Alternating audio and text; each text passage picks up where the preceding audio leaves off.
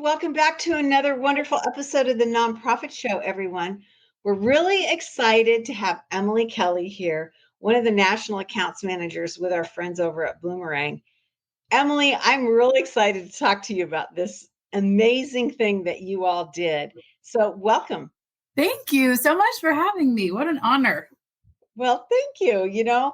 I've got to just witness to you, and you probably don't even know this, but Bloomerang was really one of our very first sponsors that we started with. And, everything was shut down. We started because of COVID, and we called one of your senior leaders, and they were like, well, yeah, let's do something because I can't go anywhere and you can't go anywhere. And so we kind of kicked it off from there, and they're still with us. So it's very exciting. Wild times. Yeah, they were wild times. Wild times continue with our friends from Bloomerang. We've been doing this now 5 years with more than 1,100 produced shows. And so never a dull moment. As I mentioned, Bloomerang is one of our valued partners, as is American Nonprofit Academy, Staffing Boutique, Nonprofit Thought Leader, Your Part-Time Controller, Fundraisers Friday, our new show on Fridays, and 180 Management Group. These are the folks that are with us day in and day out. We also have an amazing assortment of co-hosts that come from all over the country that are super diverse and wonderful. And so I hope you've been able to get to know them as we have here. They're just amazing. The amazingness continues here with our friend Emily Kelly. Emily, where are you coming to us from? I live in the north side of Indianapolis, like northeast suburbs of Indianapolis. Great. So that's where Bloomerang is headquartered, right? Mm-hmm, correct.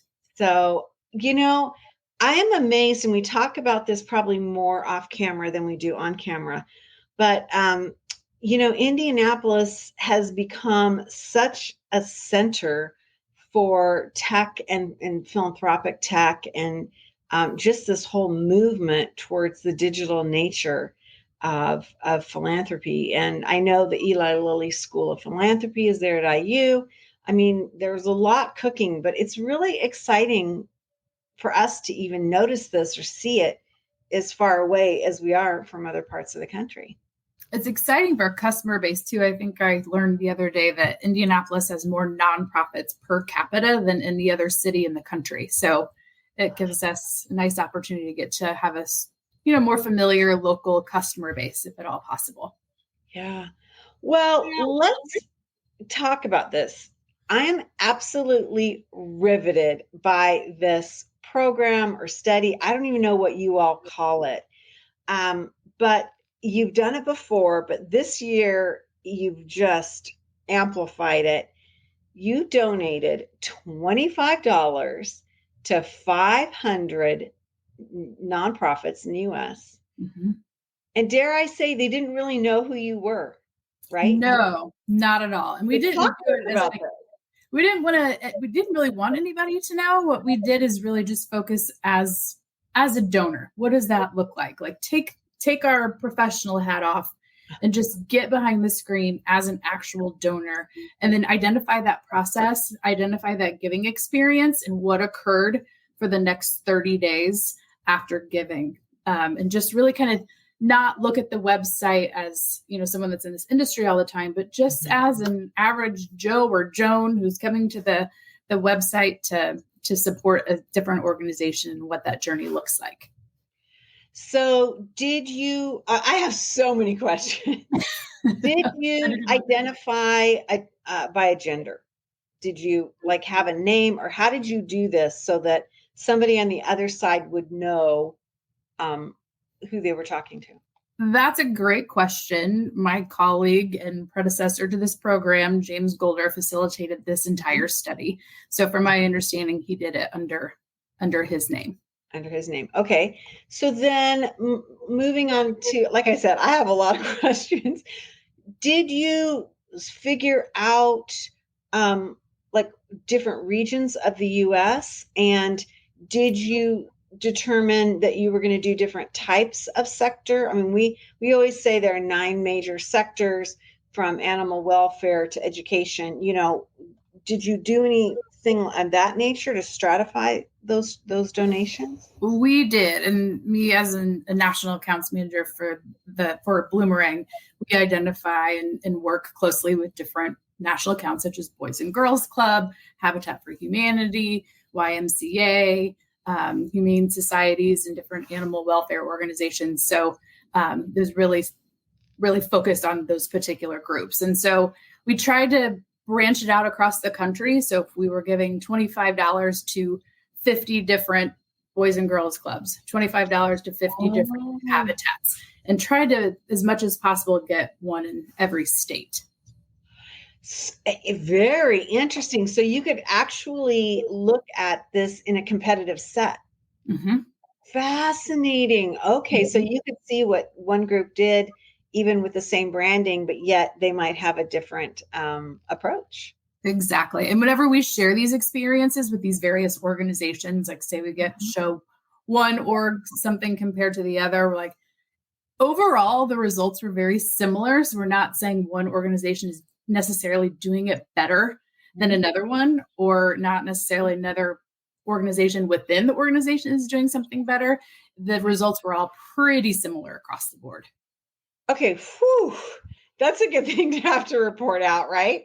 I'm sure I'm sure that's kind of dicey when you look at something and you're like, okay, yeah, there's a big difference, which we'll get into more along this conversation. Anything else that you want to share with us? Like, when did you do this? You said you followed it for 30 days in terms of activity. What are some of the other parameters that occurred? Something that's interesting that I always share with whether it's customers or a different organization that falls under this umbrella is the first thing that you can do when you go to your website is literally just hover your mouse over your donate button. Make sure it works. Sometimes I think we get really caught up in the job and my job itself, or at the nonprofit, or as a volunteer, whatever the case may be. But if you go to your website and you go to that donate button and it doesn't work, then you're just in a heap of trouble from the jump there. So, and that did happen, not a lot, but it did happen where that button didn't even work at all. So we could not even, evaluate that specific organization. So we always tell the organizations, like, look at your website, not as a member of your organization, look at your website as a donor and try to experience the donation process that way versus, an employee. How long did it take you to make these donations in your team? That's a great question. I mean, it was a process over a year or so. There's a lot of teamwork involved there. Right. Amazing. Well, let's dig into it even further, because I'm absolutely fascinated. First off, what was the response to the gift? What, I'm sure, incredibly varied. Yeah, very varied. There's different sectors that we investigated. Like, we sent an acknowledgement, or did it just look like a receipt? Did it look like we paid an invoice, or we acknowledged? Were we acknowledged by name? Were we acknowledged by gift amount? Were we acknowledged and then told what the gift amount is going to do? Were we asked, is it in tribute or memorial of someone? Were we asked or forced to cover the processing fees, or were we given that opportunity? Were we asked to volunteer or see the facilities of the organization, or, added to a newsletter, things like that. So there are a bunch of different parameters that we had boxes to check for each donation. Wow. What's your general sense of the health of this? Like, were people engaged, like asked these things? Like, when you said you had these parameters that you were trying to follow throughout your investigation, what percentage, or what did you see? Were people asking these questions, or was it, really low? It was pretty low. It wasn't great. So there's always, room for improvement, which is exactly why we did this, just to share. That's what Bloomerang's about. Of course, we're business, but we're also wanting to help nonprofits succeed, do better, be better, raise more money, have more volunteers, get your board involved, whatever the case may be. So we just wanted to use this as a tool to share with any organization how they can do better and be better. Yeah. When you think about these thank yous, was there one that stood out that was completely unique, or did they kind of all row in the same direction? From my understanding, they were all pretty similar. I think, sometimes folks will go that extra mile and they'll do a video thank you, which is Uh, always, a nice plus. Something we're really encouraging, I guess would be the word, is whenever you're acknowledging your donors, especially that first time donor, is to make a phone call. And we always encourage that because if you make a phone call to a first time donor, they're more likely to give another donation in the future versus if you didn't. And if you do it within 24 to 48 hours, that likelihood increases by about 50%. Wow, amazing. And again, these are folks that had no idea that they were part of an, and I'm going to use the word investigation, and I don't know if that's the proper word, but part of an action that was really going to be reviewed. Mm-hmm. It's really fascinating when I'm at the different conferences for these specific organizations. I'll have a QR code and allow them to understand what we're doing, and I'll sit down with them and let them know what those results are. And it's always like huge eyeballs, like, oh my gosh, this is great, or this is not great, or what suggestions do you have that we could do better or be better? And we're always really happy to share those results and give different suggestions. Sure. Well, we work so hard and we think about what we're doing and how we're doing and how does it look and how does it function. But the reality is, it's really hard to get this feedback, Mm-hmm. right? I mean, unless we're doing it ourselves or we're asking a family member to do it and we're sitting next to them and we're seeing what goes on, how do you ever get this feedback that's real? You don't. And that's something too that we suggest. Just you hit the nail on the head. If you don't have the time to do it, which I was in the nonprofit world for a long time, you wear a lot of hats. If you're not doing one thing, you're doing the next. You don't have time to go to your website and evaluate and do all these kinds of things. So ask your partner, ask your spouse, your sister, a friend, just go to your website and what do you think about this? How do you think we could do better? What would make you want to give again? And just maybe, reach out or have your volunteers do it, have your board do it. Just delegate those responsibilities, and it can really, really help you overall with long-term donations and retention. Well, and I think it's pretty magical to think that, somebody who is not known, is not identified, a random gift that comes in. What is that experience like? How frictionless was the engagement on the site? I mean, for you to call out donate buttons that don't even function, that's just heartbreaking. That's absolutely heartbreaking, right? But the reality of that engagement, could they understand it? Could they, respond? What were the questions? What was the journey? Is absolutely riveting. I'm just so taken with this, and I think it's super, super cool. Now, let's talk about these key lessons, because this is not the first year you've been doing this. You've been doing it over a period of time, but it's grown significantly, right? Mm-hmm. We'll continue to do it for more organizations moving forward. Yeah, yeah. When you talk about key lessons, one of the first things is just the interface, making sure that it's functioning. I'm kind of curious, like, what are some of the other things that maybe surprised you and your team? I think that it kind of just circle back to what I said earlier about, like, I live in Indianapolis, right? And there's a lot of organizations, and we're always given opportunities to donate to different organizations, whether it's at the line at the grocery store or your kid's school, or, if you have pets or if you have a cancer survivor in your family, whatever, we have a lot of opportunities. So we're encouraged to give at some point to X organization.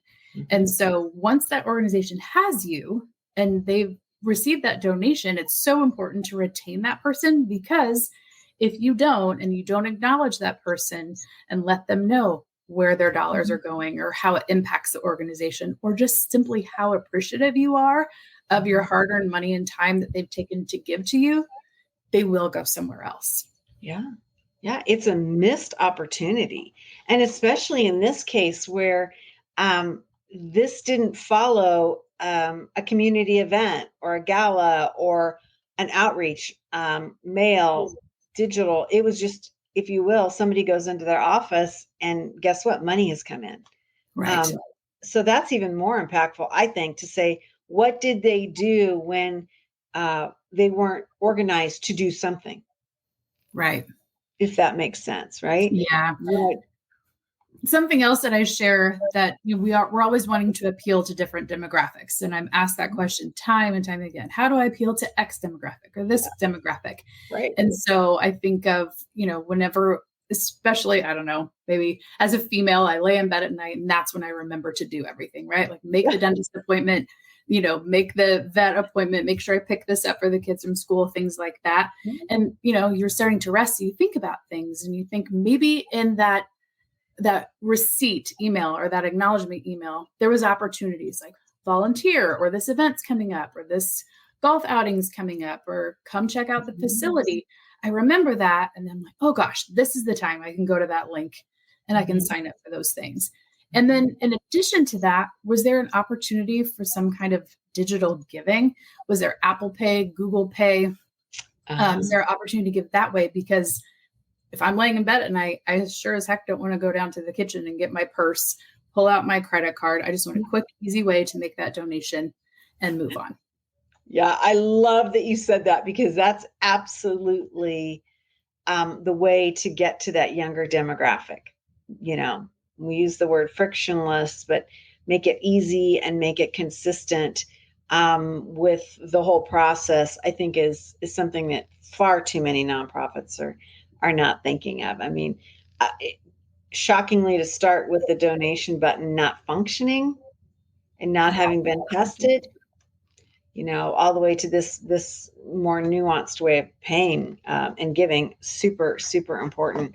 Let's go on to our next question again, because I'm just fascinated by the power of storytelling and those online donations. What are you seeing, and how is that actually serving that relationship that starts online? So again, like you were empowered or something pulled your heartstrings to go to this organization in the first place. When you think about that, it just correlates a bit with storytelling. So we always kind of say, like, think about when you went to see a movie or you read a book. There's some key takeaways there. And word of mouth is just another way that you can tell others about where you've given, and then they might be so inclined to give as well. But you want to make sure that that organization is telling you what's going on, and they do it thoroughly and wholeheartedly. So when you think about a character in a book or a movie, that's the first person you're going to talk about when you come home from the movie or read the book. And so the character would be who is impacted by the organization. And then you might think of the conflict. What's wrong? What happened? Is it who's the bad guy or something along those lines? But like, what is this organization trying to overcome? So if you can really tell a story there, that will really, pull those heartstrings. And what is the impact of overcoming that conflict, and how can you get there? What do you need? What do you have to do in order to overcome that conflict? And then lastly, like, what is the result? So once you've overcome that conflict, how much money did you raise? How many kids did it affect? How many dogs did it feed? Was there a thermometer maybe to gauge all of those things? So if you can take those 4 elements, that will really, really engage those donors or future donors to understand who you are, what you're trying to do, how you're going to do it, and what the outcome is. Right.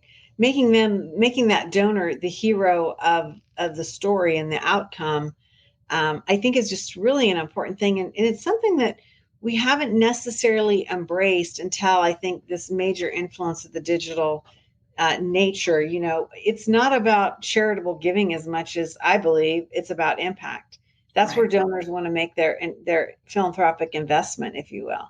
They want to see that. They want to see solution and resolution. So I love that you said that. And I would imagine that there's probably a correlation between the sophistication of the digital interface and how these organizations were understanding and using that philosophy to what that online donation experience was.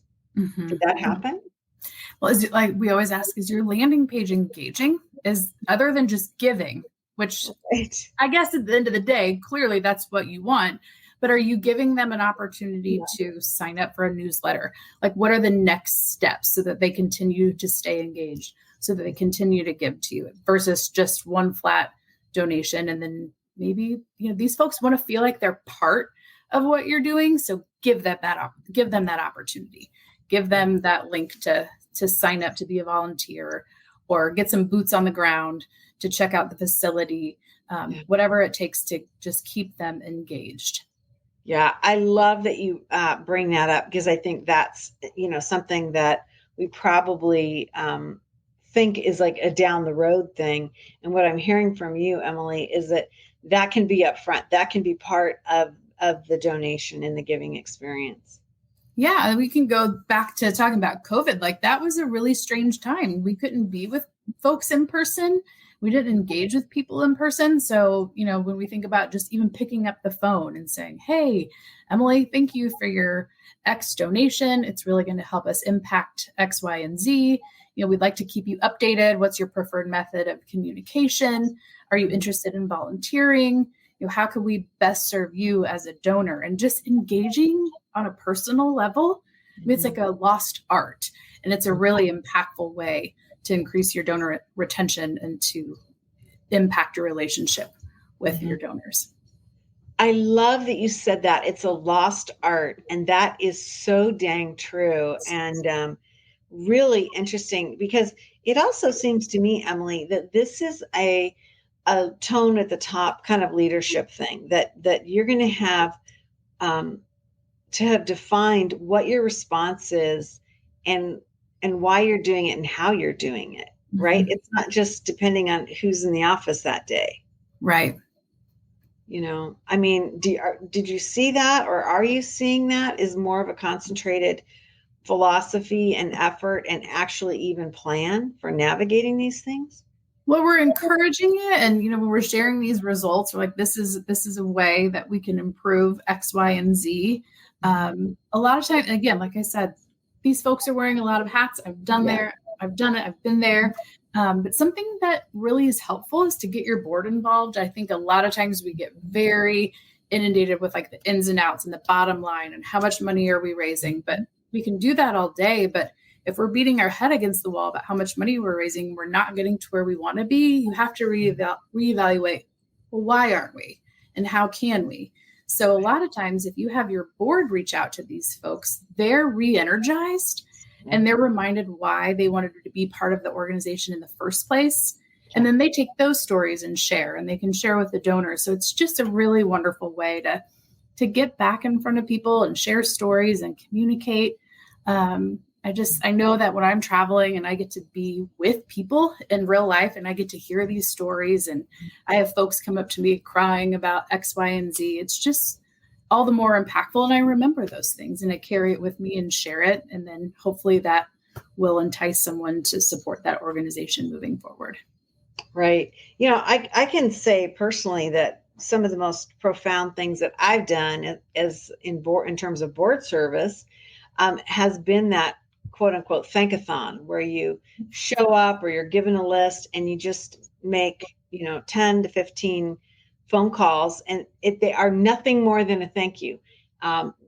You're not equipped to take money or donation. I mean, you can funnel that information to somewhere else, but literally it is a moment of gratitude. And when you respond, when you hear the responses, and it's like, I'm not here to ask for money. I just want to thank you. Yeah. And people are like, wow, or, I should give you more money, or whatever it is. That's the goal, right? And just to make them feel like they're part of what you're doing. When I talk about phone calls, sometimes people look at me like I have 7 heads, like, a phone call?